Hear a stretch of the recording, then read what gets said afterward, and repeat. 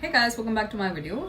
Now, this is going to be a serious topic. I really want to talk about having children, especially being a Muslim. Like, I really want to know how you guys navigate through this issue because as a Muslim, I don't want to have children because I'm a Muslim. I don't want to have children because I'm a Muslim, and especially as a believing Muslim. So, I want to know your takes on it because if you're a Muslim, I don't think there's any way on planet Earth that you would want to have children. Let's dive into the topic. I want to give you a little bit of background check because I used to be someone who really loves the idea of having children, especially my children, and I'm pretty good with children too.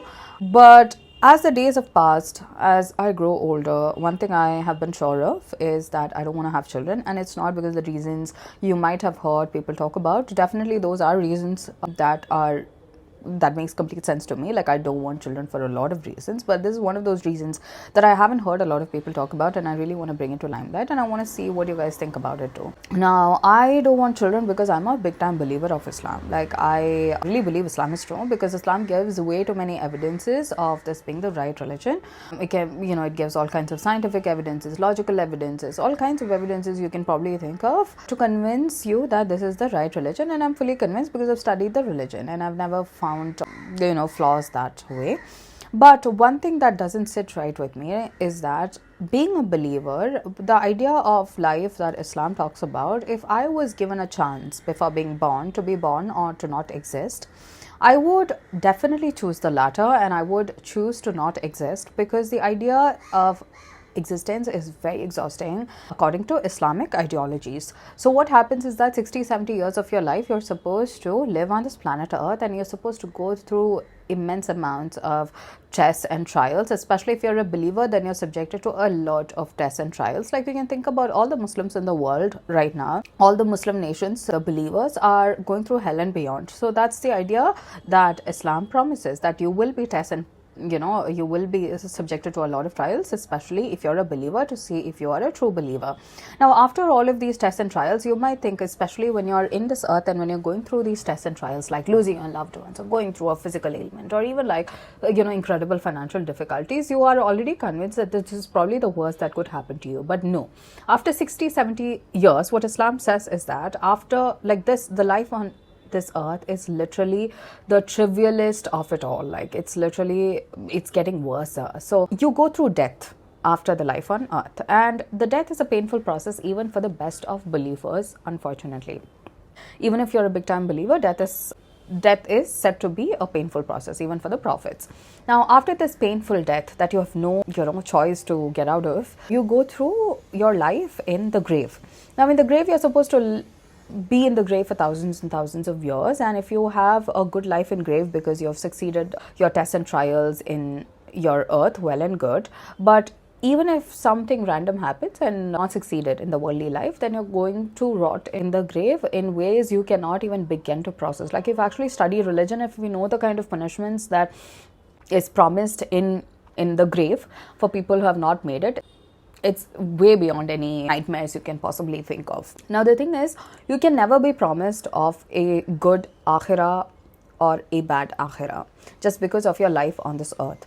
Because according to Islam, there is a woman who's gone to heaven despite being a prostitute just because she helped a dog and gave the dog some water. And there are lots of scholars. I'm eating a candy, like I'm having Wicks right now because I have like throat issues, especially when I talk a lot. So I hope you don't mind me having like a candy while I'm talking. But coming back to the topic, and there are people in Islam that ends up in hell despite being scholars, despite being religious people on this planet Earth. So the funny bit is that you're never guaranteed whether you will be in hell or heaven when you're a Muslim.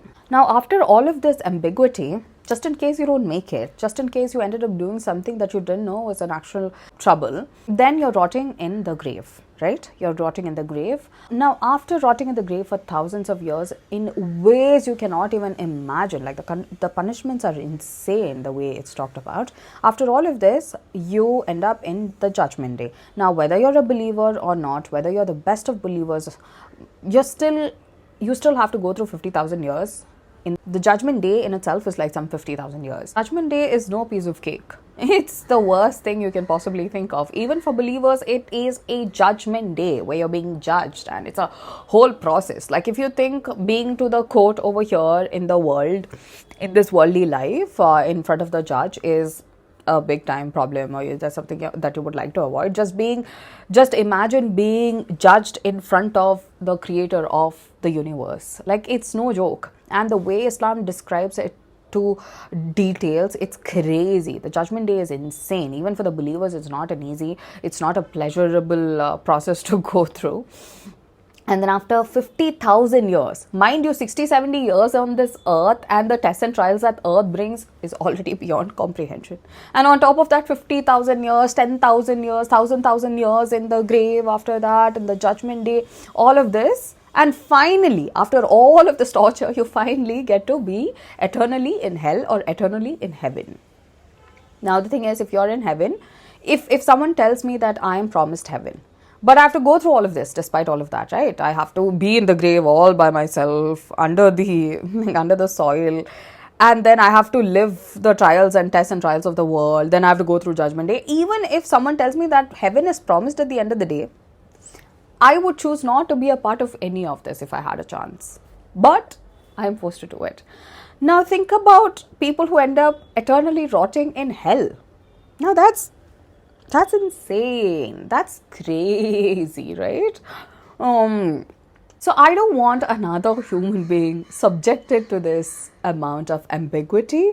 I don't want him or her, I don't want my own child to go through the torture of knowing this reality, which I, if I had a chance, would choose out of any day. Any day. Like, in fact, I really wish Islam wasn't true.